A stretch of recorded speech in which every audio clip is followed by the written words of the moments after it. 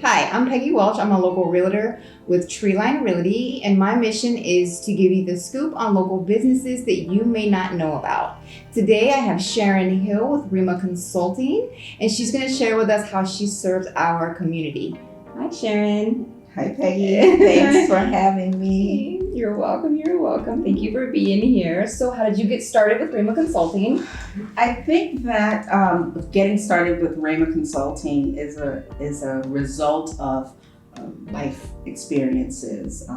Even as a teen and coming into young adulthood, I found that I was always the one that someone would come to and go, "Hey, can you help me through this?" These days we say, "Can you coach me through this?" Right? Whether it was to start a business and I would be the one to go, "Okay, what is your plan? Give me a timeline. Do you have some goals? And what's your vision statement?" That kind of thing. Not really knowing that I was making the impact that I was, or I was really doing what it is that I believe I'm here to do, right? Which is to help others to, whether it's an individual, a leader, department, a small business, to just be their best self. Yes. And so 15 years ago or so, maybe longer, one of my coaches, just being in the right place at the right time, came to me and said, "Okay, you need to take this course, do this, do that. You are excellent at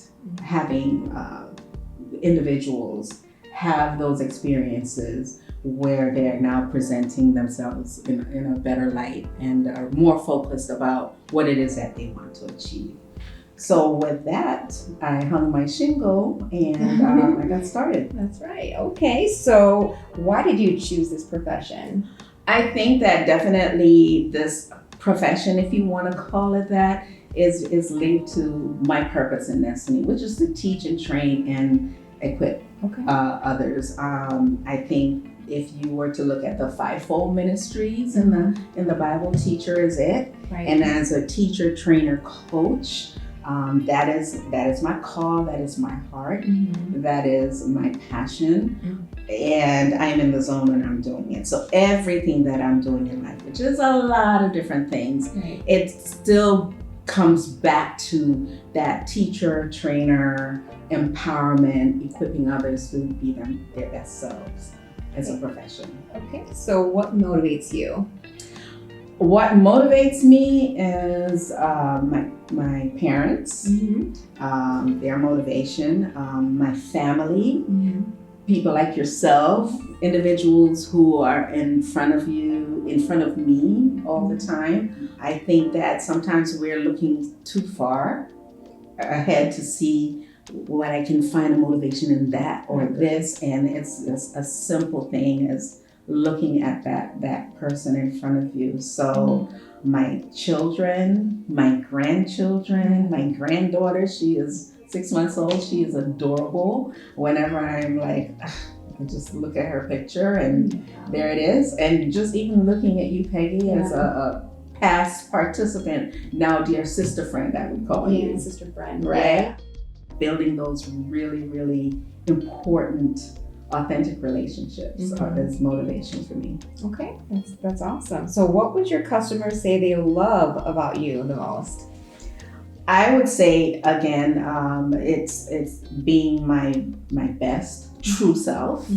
I think that best way to build real relationships is to be authentic, to be transparent. My clients would say that I take in-depth care about what it is that concerns them, whether it's about their personal life or their professional life.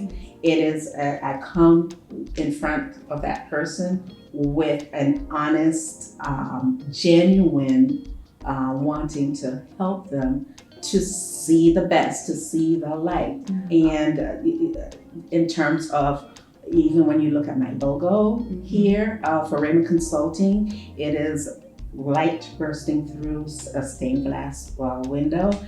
Our broken pieces of glass is what stained glass window is made of. And when I first started this and I came up with the name Rhema, I thought about, this is what I want to do for others. I want to be able to shed light the way I had my epiphany that just because things aren't going the way you plan, Right. if you have some kind of foundation or strategy, you can always put those broken pieces back together, and then it becomes even more beautiful, right? A stained glass window in a church building, the light coming through is the most beautiful thing you can see. Yeah. So I can attest to her genuineness. She was actually a coach for me. I went through the Goodwill Enterprise micro enterprise program that helps people that want to start a business with their business plan. They connect you with different coaches, and Sharon happened to be my coach. And that was about 5 years ago. So not only she was volunteering her time at that time, but 5 years later, me and her now have a relationship based on that time that she volunteered her time. And she's still investing in me 5 years later. So that speaks to her genuineness, her care, her passion to invest in others. So I'm a recipient of hers. So, so what else do you do besides work? Okay, so yeah, I get that question a lot, and my response is always, that's a loaded question, because the idea of just being a cookie cut person that this is what you do, you're a coach and that's it, or this is what you do, you dance and that's it. Mm-hmm. People still go, oh, there she goes, that's the dancer lady. Right. But I do so much more. So as I am empowering and holding individuals accountable and equipping them with leadership skills to be successful, there are different things that I do, or different venues from which that comes from. Right. So there is the RCI Entrepreneur Mentoring Project, which is a mentoring program for young adults, and really young adults under 28 years old, between 18 and 28, mentoring them through, is this really where you want to go? Do you want to take that entrepreneurial journey? Right. Okay, here you go. Yeah. So I have mentors such as yourself, ready to mentor young adults and to help them to investigate and explore that whole entrepreneurial journey. And that's part of the mentoring project. The other part of it is working with individuals who would like to start a nonprofit organization. There's so many of them popping up now. And you know what? There is a need for it, even more so than historically when it started, because the government cannot handle all the socioeconomic issues and needs of a community. Right. So they're needed, but they are needed to be started in the right way, to be launched legitimately. Right. Okay, and so I have a training workshop and a program to help individuals to start their own nonprofit through the mentoring project. So there's that, and then the dancer lady is still the dancer lady. I have just started, well, not just, a couple of years ago, brought together some more seasoned Christians who dance and do the performing arts, and our heart is really to heal the community through the arts. And so we've been doing a lot in different churches and conferences and what have you, but our mission really is the community. Yeah. And so for the next few years or going forward, we are going to do our mission, an outdoor event. I know that we're going to be introducing ourselves, although we're known individually in our own little circles, but collectively, we're going to introduce ourselves to the community on November 4th. We're having a huge performing arts event at the Alliance for the Arts, and more to come about that.